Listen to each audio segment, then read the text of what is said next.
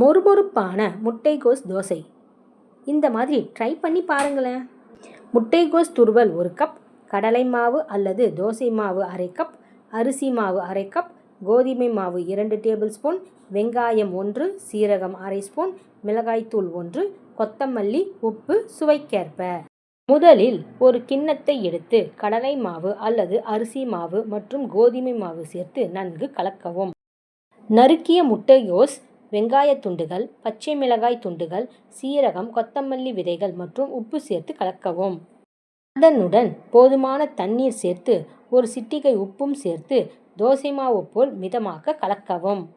இப்பொழுது மாவை ஒதுக்கி வைத்துவிட்டு வாணலியை அடுப்பில் வைத்து சிறிது எண்ணெய் சேர்த்து சூடாக்கவும்.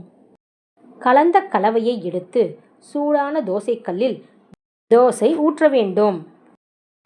தோசையை இருபுறம் பொன்னிறமாக மாறும் வரை வேக வைக்க வேண்டும்.